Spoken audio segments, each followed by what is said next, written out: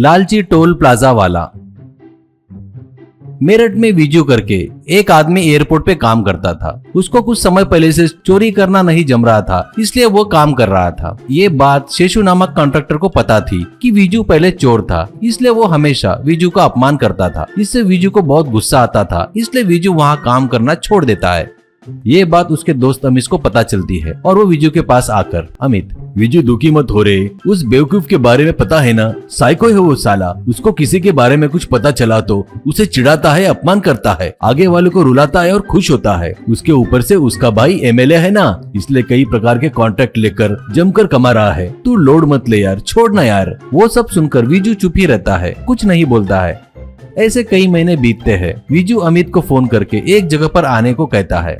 अमित वहाँ जाता है तो वहाँ एक हाईवे पर एक टोलगेट दिखता है। वो देखकर अमित, क्या है रे ये, काम छोड़ने के बाद 3 महीने तक दिखा नहीं, अब दिख रहा है, तो ये टोलगेट पर काम कर रहा है क्या, ऐसा पूछता है। विजू, यार क्या समझ रहा है, ये टोलगेट अपना ही है रे, मैंने ही सेट किया है। वो शेषु ने जब से मेरा अपमान किया ना, तब मेरे अंदर का चोर जाग कर हर्ट हो गया रे, इसलिए मैं क्या हूँ दिखाने के लिए मैंने ये टोलगेट सेट किया है। ऊपर से इधर से ज्यादातर नॉन लोकल गाड़ियाँ ही चलती है, हाईवे वाले की नजर इधर नहीं पड़ती। अब से अपन दोनों इसमें बैठकर फुल पैसा कमाएंगे, फुल वसूल करेंगे। इसके लिए अमित भी ठीक है बोलकर मान जाता है। फिर अगले दिन से अमित और विजू दोनों मिलकर टोल गेट सेट करके आने जाने वालों से टोल वसूल करने लगे। टोल गेट का रेट कम होने से लोग भी ज्यादा ध्यान नहीं दे रहे थे और पैसा देकर जा रहे थे।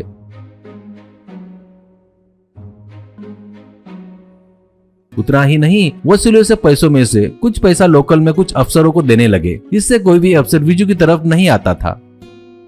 ऐसे कुछ दिनों बाद विजू डायरेक्ट एमएलए के पास जाकर उनसे जो टोल गेट लगाया है उसके बारे में बताकर और उसमें से कुछ हिस्सा महीने में लाकर देगा करके मना लेता है। ये सुनकर एमएलए खुशी से मान लेता है। इससे विजू एमएलए को सुटकेस में पैसा भरकर अमित के द्वारा भेजता था। उन पैसों को देखकर एमएलए बहुत खुश होता था। ऐसे साल बीत जाता है।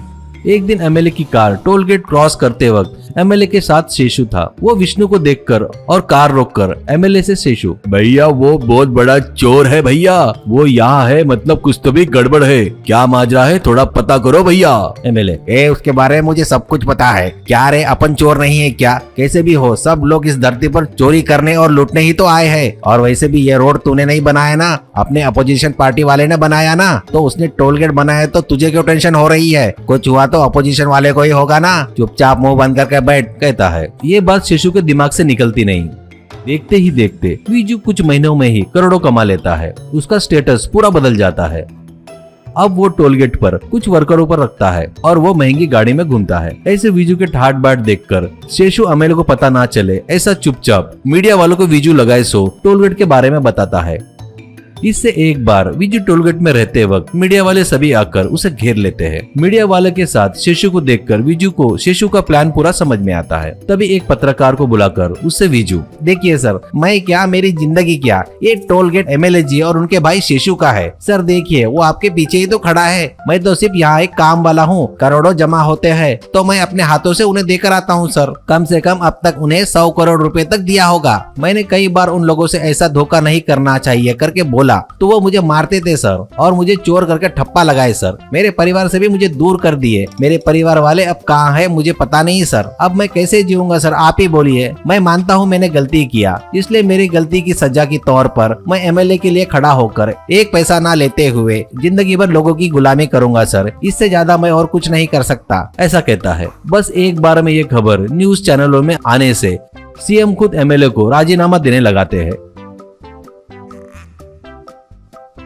इसके बाद होने वाले बाई इलेक्शन में विजू खुद स्वतंत्र उम्मीदवार बोलकर खड़ा होता है। उसके पास के करोड़ों रुपए खर्चा करके स्वतंत्र एमएलए बोलकर विजयी होता है।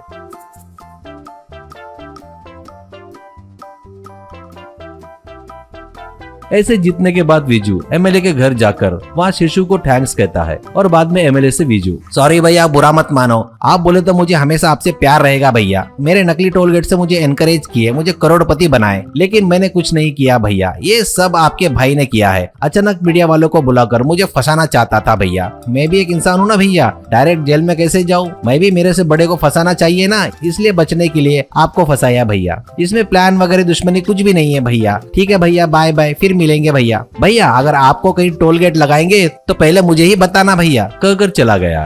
ये देखकर गुस्से में एमएलए शेषू से, क्यों रे दलिंदर, तो ये काम तूने किया क्या? अबे तेरे को बोला था ना उसके आड़े में मत जाना करके, कितनी बार बताया रे? बढ़िया हर महीने बहुत सारा पैसा लाकर दे रहा था, उसको खवलाया, मेरे एमएलए की पदवी गई, घर में बैठ के रोने लायक कर दिया ना, मरेगा रे तू अब मेरे हाथों से, बोलकर एमएलए जमकर मारता है।